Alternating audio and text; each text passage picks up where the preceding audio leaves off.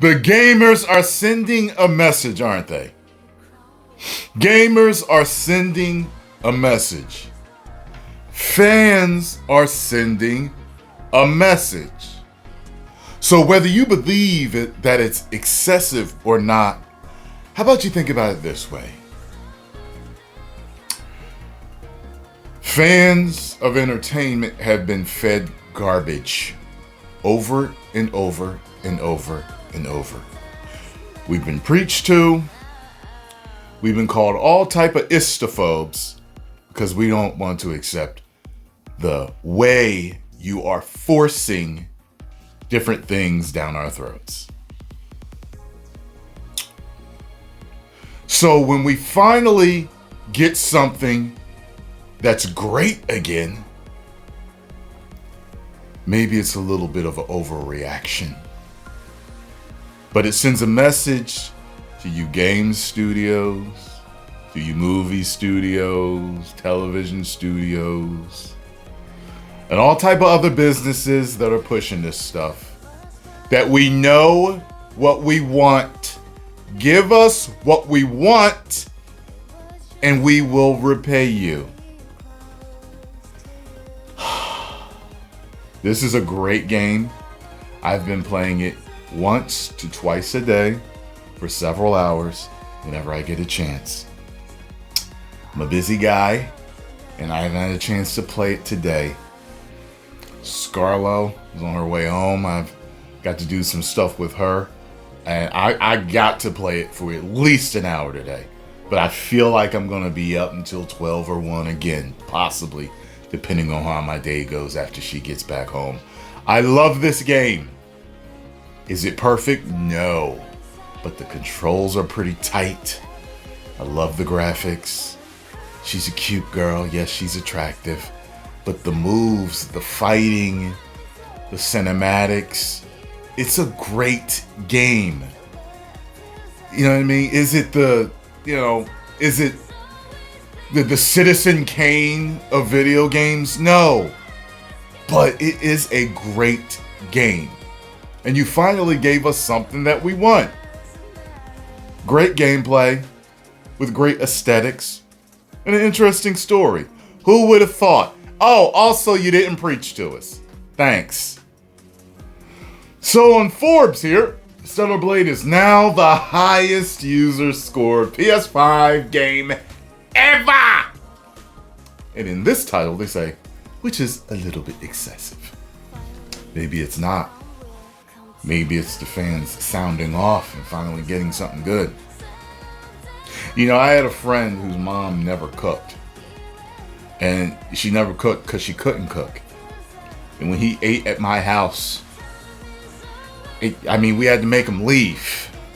He loved my mom's cooking so much. See, you're getting garbage cooking, then you get great cooking, and you don't want to leave. What a thought. Stellar Blade continues to cycle its cycle of discourse that alternates between culture wars and actual examination of the game's quality, and now it's hit a very unexpected high watermark, combining both of those. As it stands, Stellar Blade is the highest user scored PS5 game of an entire generation on Metacritic. See, this is a movement. You have stomped on us and spit on us so many times when we have asked you to give us a certain type of entertainment, and you refused.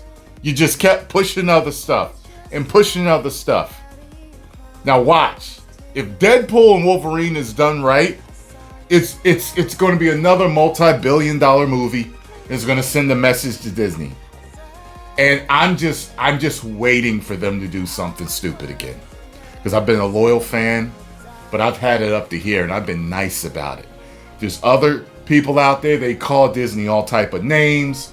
There's all type of conspiracy theories. There's all this other stuff that they say, and I'm nice about it. I'm always nice about it. I'm just asking, please give us what we've always loved. It's currently at a 9.2 out of 10 which yes, does tie it with Cyberpunk 2077, the Ultimate Edition, and Resident Evil 4's Separate Ways expansion. However, I am going to consider it number one, not just because it was a 9.3 as of yesterday, indicating it's at the high end of a 9.2, but because it has 2,598 reviews on it compared to Resident Evil 4's 333. Oh, that's a ratio right there. Reviews and Cyberpunk's 81 reviews. Wow. Fans came out in masses in support of this game. Even though they censored it, the fans still love the game, and they're showing their support for a game that came out to do nothing but entertain the fans. Who would have thought? Wow. That rearranges the all-time PS5 list from when I wrote it last week. Stellar Blade 9.2, number 1. Resident Evil 4 Separate Ways 9.2, number 2. Number 3, Cyberpunk 2077 9.2. 4, Astro's Playroom at 9. Neo Remastered at 9. Final Fantasy VII Rebirth at 9. And the Talos Principle at 9. Both Baldur's Gate, Resident Evil 2, and coming in last, Marvel Spider-Man 2, all 8.9. That's the top 10 list. While I said last time I did not begrudge the game its high user score, this is a bit excessive. I really do like the game a lot. It's very fun, a solid 8 out of 10. And I enjoy it so much. I am 50 hours in, and in the middle of a New Game Plus playthrough. I am sure a lot of people feel the same. See, I didn't beat it yet. I just got to, I would consider probably a midpoint considering the story of where it's at. So, and I'm enjoying it. And I have the whole desert, the giant desert to go through. I've only done a couple of things there, so I can't wait to jump on that. And yet I can't help but acknowledge that some of this is due to the culture war. I'm sure it is. I am sure it is. But what do you want us to do? People are letting you know what they want, and you're not listening. And you finally got a game studio that listens, and now it's not okay for it to have a high score. The fans are getting what they want. So I don't know whether it's real or not, or a little bit of both. Personally, I think it's a little bit of both, but I think it's more so of we got what we want and it's a great game. Finally. Nothing preaching to us. With a certain segment of the voting population giving it 10s for what it represents, with an unabashedly sexy character as its lead. Something some of these players think is not seen enough in games now. Don't make me pull out a long list of how that's not true. Well, pull it out. But the fact of the matter is that a lot of the AAA stuff, the main stuff, the popular names that are coming out are the ones that are being changed and switched. You can name a bunch of other third-party stuff that's good, but not the main meat, the big names, the tentpole games of the industry. That's what they're throwing this garbage into. All right? Stop doing it. They did it with Spider-Man 2, as good as it was. They did it with Spider-Man 2. People are tired. They are so sick and tired of this. Why aren't y'all listening? Post comments down below. Let me know what you all think. If you enjoyed my thoughts on this, make sure you hit the like button, subscribe, and share.